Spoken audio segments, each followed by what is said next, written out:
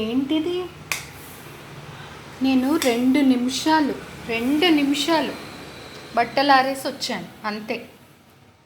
కిచెన్లోకి వెళ్ళడం, టమాటాలు కవర్ తేవడం, వాటిని పిప్పి చేయడం అంతా అయిందా?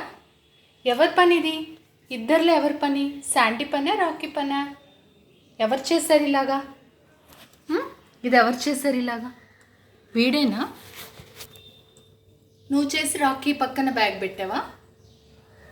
దొంగోడు, నువ్వే కదా చేసింది.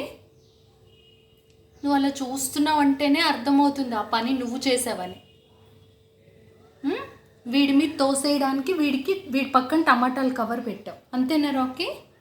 ఏ బేటా అంతేనా? నువ్వు కాదని నాకు తెలుసు, అర్థమవుతుంది. ఎవరు చేశారు? స్టాచ్యూలా ఉండిపోయాడు పాపం. నేను అరిచేసరికి ఆ కాలు చెయ్యి అలాగే పెట్టేసుకొని ఉండిపోయా, ఎక్కడ నన్ను అంటారేమో అని కదలకుండా. ఓ బంగారు తండ్రి, నాకు తెలుసు నాన్న నువ్వు చెయ్యవు ఇట్లాంటి పనులు. ఉందిగా ఇంకో అల్లరి పిల్ల, అబ్బా మహానటి. ఆహా అబ్బా ఏమి చూపు, క్రీగంటి చూపు.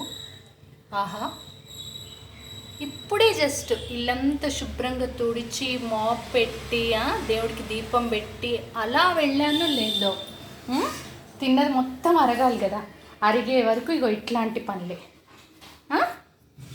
ఇప్పుడు ఎవరు తుడుస్తారు మళ్ళీ? ఇవన్నీ ఎవరు తీస్తారు? నువ్వు వచ్చి తీస్తావా? పని అయిపోయింది.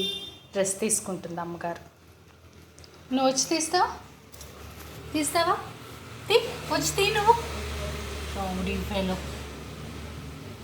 రాకీ పక్కన వేసేసి రాకీని పక్కకి ఇటు వచ్చి కూర్చున్నావు మెల్లిగా. నాకు తెలియదు అనుకుంటున్నావు నువ్వని. నాటి పప్పి.